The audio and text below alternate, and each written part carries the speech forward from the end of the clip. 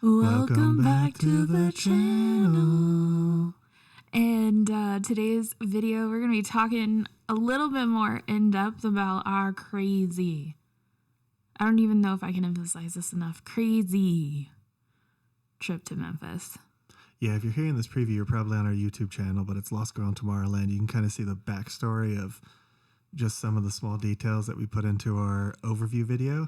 But we are definitely going to be diving into all of the insanity of the Hilton in Germantown.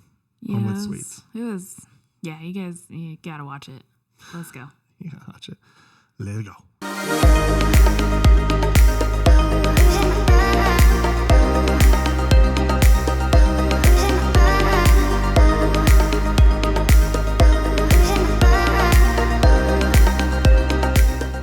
So now we're on to our worst hotel stay ever. And, yeah, so Memphis. So on our way there to Memphis, we were going to get in early because it's a red eye. And so she calls the hotel and she's like, hey, I just want to know if there's a possibility we could check in early today. And this was like at 6:30, 7 o'clock. If there's any way to just make sure there's a room available if one's available. And the lady's like, nope. And she's like, okay. And so she's like, so I can't. She's like, no. And then it was like, okay. And then it moves on to, can you take my name down? Well, you have to call back and talk to someone at the day shift is what it ended up being. And I was like, I'm a diamond member. Can't you just write down my name? And she's like, I guess. Yeah. I was like, geez, I'm like, sorry, I'm inconveniencing you. My fault. I'm sorry. I just need to know if there's a possibility that I could check in early. That's all. And so then she hung up, and I'm guessing the lady didn't write your name down. Oh, no, she did not. I didn't see any piece of paper on the desk that even remotely looked like my name. So we get there, and luckily they did have something available. Yeah, and I was already kind of ticked off because the Uber ride there had no air conditioning. She got the Uber Lux, which is supposed to be their nicest one. And the guy had no AC. So we were hot. We were really hot and sticky. Cracked windshield. Nasty car. Yeah. He was blowing out the heat for some reason because he thought that was effective. It was a bad experience, but that's not the hotel's fault.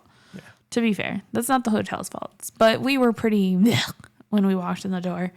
So she did give us a room. We go to that room, and they're double beds. They're double beds. Yeah. Now, at first we thought that was all they had. But we did end up looking online, and they do have. Yeah, I talked to some of my coworkers. coworkers. Stays in one. So yeah, I don't know why they gave me. It's fine. So they gut punched us there. It gets better. And then so, I had to go do some stuff for work, and came back to the hotel, took a nap because we were dead tired, and so went to sleep. And when we woke up, as soon as I woke up, I couldn't breathe. I was sneezing, I couldn't stop sneezing. And it was like when you have something stuck up in your nose, that feeling. Because sometimes just a sneeze feels different than when you can visibly feel like something's actively irritating your nose, right? Yeah. And that was what it felt like. And it was sneeze after sneeze after sneeze. And it was so bad. I took 2 Benadryl that night. And it calmed down a little bit, but not a whole lot. And I was like, well, geez, I hope I'm not getting sick. And so the next day I went back out. We went out for breakfast. Yeah. And we were gone for a good hour, maybe 2, if that, maybe a little longer. And we got back to the hotel. And I realized the whole time we were gone, I wasn't sneezing. My eyes were fine. Everything was good. And so we went back to go lay down before I had to get up for work that night. And it wasn't even 10 minutes later, I started sneezing and my eyes started watering. Yeah. And I was like, I think this is the room. It's got to be the room. And I think I just decided to lay down at that point. And then I woke up still really irritated. So I went downstairs and had them change us rooms. Yeah. And then we had to move rooms to the other side of the hotel, completely on the other side of the hotel. But in that room, to be fair, we did find mold spots. And that room was pretty dirty. And it was there was black stuff coming out of the AC vents too, on the ceiling. Yeah, and like the mold in the bathroom and stuff, all the seals and stuff had really dark black mold, and even like the handle for handicapped access, stuff like that had a mold in it. And Gary's usually the one that, if there's going to be an allergen, it usually affects him before it affects me. Yeah. And he was fine. Yeah, I mean, I didn't feel anything from the. Yeah, he didn't sneeze and usually it's him. Yeah. So, it was really weird, but we moved to the new room and everything was fine. And this is how I know it was the other room. Yeah, I'm sorry. You put that shirt on. Put the same shirt on that I had worn, when we were in the other room to go to sleep in for 2 days. So, because that was my sleep shirt, and I put that on, and it almost within like 10 to 15 minutes after putting it on, I started sneezing. Yeah, and your eyes started watering. And I was like, oh my God, I think it's the shirt. And so I took the shirt off and I put a new shirt on. I kind of washed my face a little bit just to kind of get it out. And I was fine. The rest of the time we were in that hotel room, I never had another sneezing crazy fit. So there was definitely something in the air or maybe in the bed. Yeah, something. I don't know. That was just completely irritating me. So then we moved out. That was our first move in that lovely hotel. Yeah. And then we got to our second room. And our second room was clean. Yeah, it was clean. It was cleaner than the other one. It actually had some furniture pieces that were missing in the other room. Yeah, the other room was missing a lot. It was less stained. The footstool for the couch. Yeah. It looked like someone had like a sex party on top of it. It looked like it was covered in jizz spots. They just kept dipping it in the juices. They're like, jizzy, jizz. So there was that. It made me think of the couch from that hotel at the Strat. Oh, yeah. If you have, definitely check out Lost Girl on Tomorrowland. That's what it made me think of, was that couch. That couch in that room that was just covered in. So the new room was nicer. We can settle for that. I liked the newer room because it had like a fan, which is something that you rarely get in a hotel. So that's super nice. But it was also kind of quiet and the air worked pretty well. So it was. Yeah, the room definitely got cold. Yeah. And we had more plates. We had more silverware. We had a lot more stuff in that room. But then the smoke alarm started dinging. The night of torment turning into the day of chaos. Yeah, so it was about 5:30 in the morning, and we were just getting like kind of settled for the night. Nancy just came off work. Well, yeah, it was still on, but we knew it was going to be quiet, so we were just kind of settling in, and beep, and I was like, mother trucker. A couple of seconds goes by, beep. It's not gonna stop. It's not gonna stop. And I'm like, good God. Yeah, once it goes off once, it ain't stopping until you fix that battery. And so I called down to the front desk and I'm like, hey, the smoke alarm's dinging. Okay, can you come fix it? Oh, well, maintenance won't be here till 7 a.m. And I was like, okay, so you expect me to stay up for the next couple of hours in the hopes that somebody's going to come and change this? Like, I work night shift. I need to be able to sleep. I can't wait for them to do this. That's what it sounds like. Kind of. That's what I think of deeper tone. It's more of a beep. It's like a more higher pitched. Yeah, I was going to say it's a little more higher pitched, yes. But, yeah. So, she was like, I think it was the same girl that refused to take my name down the other day. Yeah. She's like, I'll be up there in a minute. And I was like, okay. No reason to give me fucking attitude. So you should have used it for that one. And so anyways, so she comes up to the room. Beep. Like you can hear it. She goes, oh, it's in the bedroom. Yeah. And even if it wasn't in the bedroom, like it's still loud. And then so she's like, oh, well, can I get on the bed? And I was like, sure. And she took her shoes off. I did watch her take her shoes off. And she gets on the bed and she disconnects the fire alarm completely. Takes the batteries out and disconnects it from the system. Leaves. And that's it. That's all we ever hear from.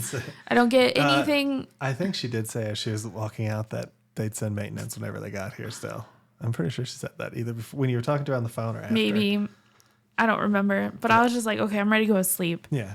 So we go to sleep. We get up, I don't know. It was a little bit later. I want to say like 11:30 in the afternoon. And no, it was early because we went to Graceland that day. Yeah. So we got up at like 8.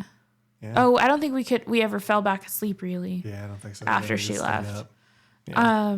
So we got up at like 8:30 because we left at 9 and we were at Graceland by 9:30. Yeah. So on our way out, I was like, hey, we're going to be back in a little bit. If you could have maintenance come while I'm gone so that way I can actually go to bed when I get back. And she was like, okay, they've been called. All right, cool. So we left. We went to Graceland, which was a shit show. Yes. That, I don't know when we're going to talk about that because that needs to be talked about. Maybe we'll tag this on at the end of the podcast. This will be bonus chats, okay? That was a shit show. Yeah. And so definitely check us out on our podcast to see the whole thing. Yeah, if you guys want to see that we're going to add that to the actual podcast. It was a shit show. We get back tired as always and get into the room. Nothing has been done. They didn't do anything. And it was at all. It was like 3:00 in the afternoon. I was like, okay. So I called down to the front desk and she was like, I don't know when they're going to be there. I'm like, well, I need to go to sleep. So if they don't do this in the next 30 minutes, then they don't need to do it at all. And so I hung up because she was like, okay, we'll get them down there right away. And then they called the room. Yeah, the front desk lady called back. I thought it was the maintenance guy that called back. Yeah, it was the front desk lady that called back. And she said, sorry, they won't be able to get there today. And I was like, okay. And then she just hung up. And I was like, all right then. Yeah, so after that, I decided to call Hilton Corporate. So I called Hilton Corporate because it's a fire safety issue. Well, and there were wires just hanging out of our ceiling. Like, it's not just that if the fire happens, we wouldn't be alerted, which is obviously a fire safety issue. But they also just had exposed wires hanging out. She had pulled the thing out of the ceiling. It's not like she just took the batteries out like a normal person. So I called Hilton Corporate. They were like, oh, no, this shouldn't be happening. Da-da-da-da-da-da. Called the front desk. They got back on the phone with me, and they were like, they're sending somebody up right away. I was like, cool. And then she hangs up with Hilton Corporate, and then they call us and tell us that it'll be there in 30 to 45 minutes. Yeah. So that's right away, apparently. So I had to stay up longer than anticipated. The guy finally came, though. Yeah, fixed it. Because it would have only taken them 5 seconds. Yeah. New batteries, that's all. Yes. Pop it in there. And meanwhile, the whole time the maintenance guy's like, oh, it stays in my kids' rooms like this all the time. Yeah, my kids' rooms one's beeping. Like, are you trying to like slowly waterboard your children? Like, why would you do that? It only takes 10 seconds to change the battery. Plus, if there's a fire, your kids aren't safe. Like, it should be more important to you that it's a fire hazard. Like, yeah. Do you want your kids to live? I don't want them kids. Probably doesn't. So he fixed it, whatever. He left. I shit you not. Wasn't even like 10 minutes later. It wasn't even like the one in the living room started going off. So I had to call down to the front desk. I was like, can you please get him to come back up? Now this one's going off. So. And he came back pretty quickly. Yeah, he came back. He fixed it. I think that was when you guys had the conversation. Yeah. And so anyways, finally get a nap in. I get up. I go to work. Yeah, and I stayed up and edited videos. Well, he was still sleeping when I left. And then, I stayed up and edited videos for a little bit, and then I went to sleep. Yeah. And then you got up and went to work, and I was still sleeping. Yeah. Yeah, so he was sleeping when I left. I said, bye. And I said, bye-bye. I'll see you later. Maybe. I don't know. I'll let you know. Because I think they were approaching on something. Yeah, so I was like, I'll be back. Yeah. Close the door. That was it. And I probably slept for another hour or so before I got up. So he gets up to pee. Yeah, I get up to pee. And I'll let you take it from here. I'll let you take it from there. So I just woke up randomly. Like, I'm like, I just rolled over, and it was probably about 9:10 or so like that. And I'm like, I really have to go pee. But it takes me a while to put the boot on before I can limp to the He's a loud pisser, by the way. And so I put the boot on, and then I limped to the bathroom, and I'm just standing there peeing, like you do if you have a penis, whatever. Like you do if you have a penis. I guess. Like you do if you have a penis. We're the only ones that stand when we pee. So no, but I'm just standing there peeing, and all of a sudden there was like a quick knock, and then the door opened, and I was like, that, and then the door. So it like opens, I'm like waiting, and it was probably about 5 or 10 seconds, and then the door closed, and I was like, okay, that's just kind of weird. And I'm like, hello, anybody out there? I'm like, hello. And so, but I had to finish peeing, so I finished peeing, and then I limped to the door because I'm pretty slow in my hobbles. He hobble to the door. By the time I get there, I look outside the people, no one's there. I open the door, no one's anywhere near the hallway. I was like, huh. Now the rooms are thin, and we were right across from the stairs. So I thought maybe they had knocked or whatever, and when no one answered, they opened the stairs, and that's what I heard. And I'm like kind of like rationing it in my head, and I was like, it was just weird, just whatever. And then he texts me. And so then I text Nathan, I'm like, you didn't come home, did you? And she's like, no. And I'm like, that's weird because the door, and then all of a sudden the phone starts ringing. I'm literally like typing this out, and the phone starts ringing. And I was like, okay. So I roll over to get the phone, and they're like, is this room whatever it was? And I'm like, I'm thinking in my head, I should have said this because it would have been more sarcastic, but like, you called this number, you know what room you called. Like, I have a certain set of skills. But like, so they said that. I'm like, yeah, that's this room. Who is this? Like, so you call me in this room and asking me who it is? And then like, and then before I could answer that, though, then they're like, who's the name on the room is what they said. And I was like, so I gave him Nace's last name. Can you tell me that again? So I gave him Nace's last name. I'm sorry, I can't seem to find that. And then I was like, I said it again, then I spelled it for her, and I was like, this is how you spell it. And then like nothing. And nothing. I'm just like, is she gonna respond? Is something gonna happen here? And then she's like, oh, okay. And I'm like, did you just come into my room? And she's like, oh yeah, it was a mistake. We had you down for luggage, but it was a different room. And I was like, weird. Okay. Well, in my head, I'll tell you what I was thinking in my head, but for the end of the conversation, I'm like, okay. And I'm like, have a nice night. And I just hung up the phone. And in my head, I'm like, we're staying at a home to suites. They don't pick up luggage. There's no bellhop. There's no valet even. No.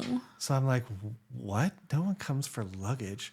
So then I finished texting Nacy. I'm like, this is what happened. This is super weird. And did you call me or did you just call? I think you just called them. I called you. Oh. Just to kind of hear. Oh, and then I walked you through it. Okay. Yeah. So I kind of knew sure if that what. Was before or after. Yeah. Yeah, because I needed to know what. When I talked to, because I was like, I'm gonna call the front desk, but I wanted to know exactly what happened, Makes sense. So that I can relay it back. Just kind of explained it to her, and then so she hung up with me and called the corporate people, and that's. Well, I hung up with him and I called the front desk. Oh, that's right, front desk first. I called the front desk first because I was like, well, before I call anybody, let me see what information I can get because I'm like, this is weird. Yeah, maybe it was genuinely an accident or something. Yeah, this is weird. It doesn't seem like it. I'm suspicious. So I called the front desk. She answers the phone. She's like, how much beats? And I'm like, hi, this is Nacia in room. I forgot what room we were in at that point. I think 327 or whatever. Somebody came into my room tonight and I just want to know like why somebody came into my room. Oh, I'm so sorry. We went into the wrong room. We were trying to retrieve something. And I'm like, okay. No. She said, oh, we have your room down for maintenance. That's what it was. And I just came into the room to retrieve something. And I was like, that's weird. They came today and fixed the smoke alarm. So I don't know why my room would be down for maintenance. And that just seems really weird. And she's like, well, it's on my sheet. It's down for maintenance. Your room number. It's listed as inactive that nobody was staying there. And I was like, no, I've been in this room for a couple of days. Do you mind telling me what it was that you were going into my room to retrieve? And at that point, she was like, oh, I was going in to retrieve a luggage rack. And I was like, that's really weird because you told my husband that you were going into the room to retrieve luggage. And she's like, no, ma'am, I didn't say anything to your husband about luggage. I told your husband that I didn't mean to enter the room and that I was sorry. It was the wrong room. And I was like, no, he told me that you asked him multiple times who was on the room and you made him spell my name for you. And then you told him that you were coming into the room to retrieve luggage. And she's like, I didn't say anything like that to your husband. And I was like, oh, so are you calling my husband a liar? And she's like, yes, ma'am. Tonight your husband is a liar. And I was just like, what? I was like, what? And like, of all things, why would this be what I choose to lie about? I was like, you're telling me luggage rack. He says luggage. It's a close enough story. Yeah. But you're just flat out denying it. Yeah. And the fact that you're just like, because I was willing to give her the benefit of like, maybe he misunderstood. Yeah. Maybe he didn't hear rack. Maybe she said luggage rack. And like, and it dropped off at the end. I don't know. Like, it could have been a million things. I was willing to give her the benefit of the doubt.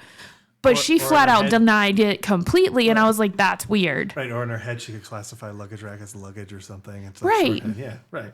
But the fact that she flat out denied that she told you something, yeah. I'm like, he wouldn't just pull that out of his ass. Right. I was like, where the hell? Like, I literally said that to her. Accurate too, by the way. How can I pull it out of my ass? I know how, like, how so accurate. Like, I'm just like, I'm sorry. He didn't pull that out of his ass. Like, it came from somewhere. So I don't know why you're lying to me. I'm not lying to you. I'm like, well, yes, you are. You're a bad liar. And she goes, I don't like the way you're talking to me. And that's all I did. I called her a bad liar because she's really bad at it. Yes. Like, you got to get your story straight. Okay. Rule number 1 of being a skis, get your story straight, find something, commit to it. You own it. That's the only way people are going to ever believe a scheme. But anyways, we go back and forth, and she's like, I don't like the way that you're talking to me. I think you're being rude. And I was like, I think you would be upset and probably rude as well if somebody came into your room in the middle of the night and didn't have a viable reason to be in the room. Yeah. You would too. Well, I don't like the way you're talking to me. I was like, well, can you please put me in contact with your manager? I want to talk to your manager. Well, my manager don't come back till the morning. And I was like, I know in emergency situations, you have the ability to reach your manager. And I think this safety reason, this emergency reason is a reason to contact your manager.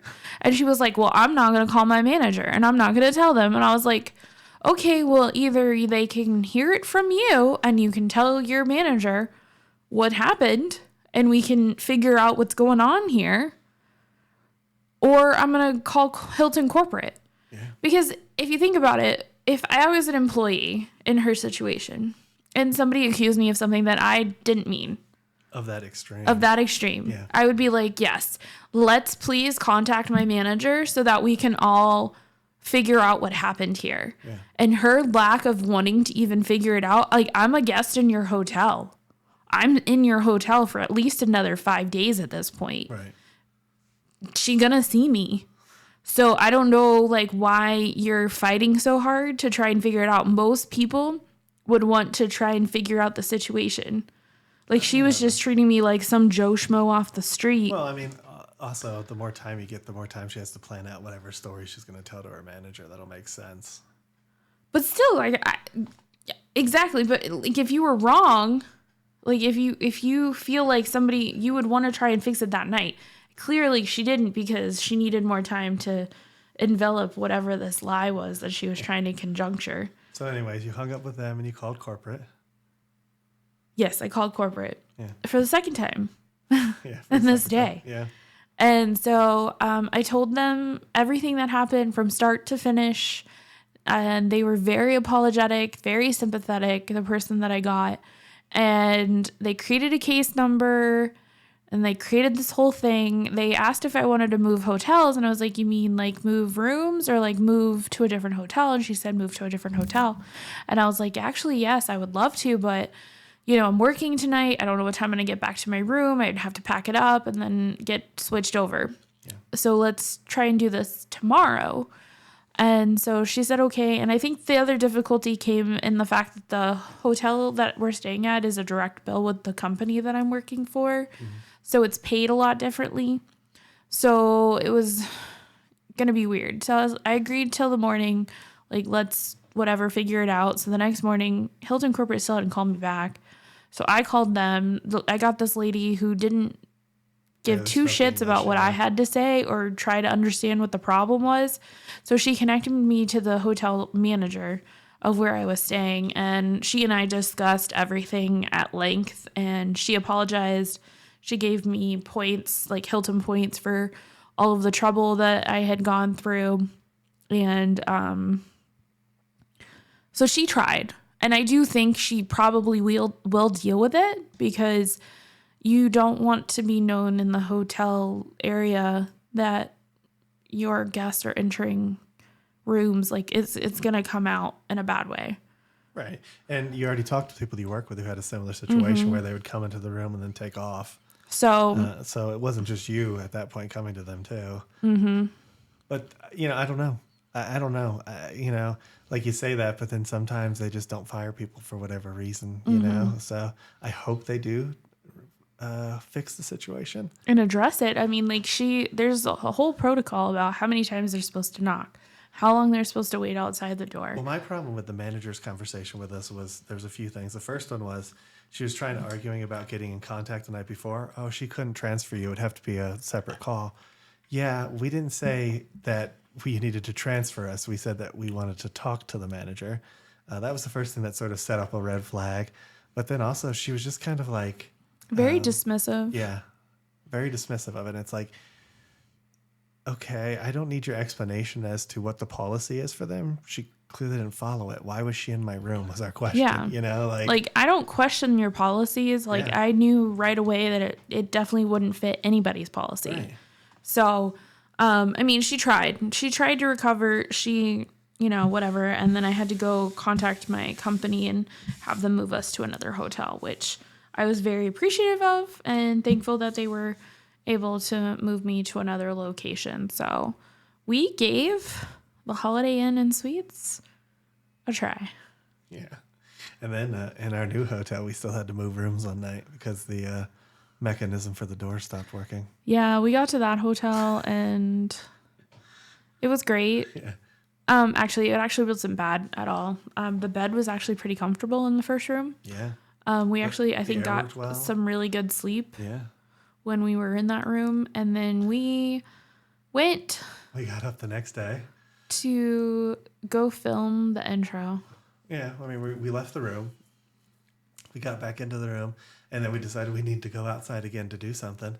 And we go to the door. We couldn't open the door. Just would not. And Gary thought, Gary thought probably too that I wasn't doing it right. And he came over, he's like, no way. It's really unbelievable what happened. Right. I knew you were doing it right. That mechanism is fairly sturdy normally. So having it broke means it's really old and really not maintained at all. Yeah. So he's trying. I'm like, okay, well, maybe the front desk just needs to release it or something. Maybe there's something wrong with it and they just need to stick the card in and release the lock. Oh, I figured they'd be able to turn the keys on the other side and it would just unlock it. That's what I thought would happen. Yeah. So he goes to call down to the front desk. And the phone doesn't work in the room. room. The phone didn't work. So not only are we locked in the room, but the phone doesn't work. So if our cell phones didn't work, we would have been making a sign to the window. Help us, we're stuck. So I had to Google the hotel, find the phone number for the hotel, and then call the hotel. And he's like, hey, our phones don't work, but we're in this room and we're locked in. Yeah, we're locked in. And he's like, what do you mean locked in? I'm like we're turning the handle and we can't get out of the room. And he's like, okay, I'll be up in a minute. I'm like, okay, room, whatever the room was. And he's like, okay. And he hung up. And he was up there pretty quickly. And you can hear him outside. He's like, I love how they're always testing, hey, just want to make sure I'm messing with the door. And it's like, yeah, we know. Can you please let us out? I think because we had such a bad experience at the other hotel and I told them about it. That's probably it. They were just being extra cautious with us, which I can appreciate. So then he jingles the door and it doesn't do anything. And you can hear him. He put the key in and tried to turn it and it didn't do anything. He's like, oh, shit. I heard him like whisper like, oh, shit. And he's like, it's going to be a while. We're going to have to call a locksmith. I was like, okay. And I figured that would be the last we'd hear from him because then he has to go downstairs and call a locksmith. And he can't call the room. Yeah. So I figured we would just be sitting until a locksmith showed up. But no, like 10 minutes later, he came running back upstairs. He's like, hey, it's going to be like 45 minutes or so. I'm like, okay, thanks for letting us know. Thanks. And it was after hours. Yeah. Too. So. But the locksmith got there pretty quick. Yeah. It really wasn't that bad. It was about an hour. About an hour later. He didn't really do anything. He just basically shoved his large body into the door. He jimmied it for like 15, 20 minutes and couldn't get it. And then he's like, nope. And you could tell he's just putting his shoulder into the door until it broke. Yeah. It was a very entertaining experience. And then after he gets the door open, the guy's like, you want me to put this lock piece in so it doesn't close again? And I'm just thinking, thinking in my head, like, is there really a choice? And then Nacy asked him. I said, well, if the door closes again, will we be able to get out? He's like, no, ma'am. No, ma'am. I was like, then why would we ever want that? I was like, then yes, please put the lock thing back on. Oh, man. So I was on my way downstairs to go see about getting a new room, and I met the manager like halfway, or the night. I don't know if he was the manager, but I met him about halfway. Desk person, yeah. And he already had our new room key for us. So it took us another kind of 20 minutes to get moved to the other side of the hotel. So we had 4 different rooms in Memphis. Staying in Memphis. So, yeah. So that was our stays in Memphis. So it was crazy. It was... Again, some of the worst. Like the hotel staff was horrible at the first hotel. Yeah. The room was horrible with the mold. And then it became horrible with the staff sneaking into the rooms, trying to steal stuff. It was a weird week. Weird. Such a weird week. But if you're listening to us on YouTube for the preview, this is the end. If you want to hear the rest of it, head over to your favorite place to get your podcast, whether it's Google, Amazon, or Spotify. Anywhere else. And if you're listening to us on those services, thank you. Thank you. But for those on YouTube, make sure to like this video. Make sure you hit that subscribe button. And ring that notification bell so you get notified and do at least 3 videos a week. And we'll come and get you guys for the next one. Ain't that the truth, baby Ruth? Bye, everybody. Bye. See ya in a second on the podcast.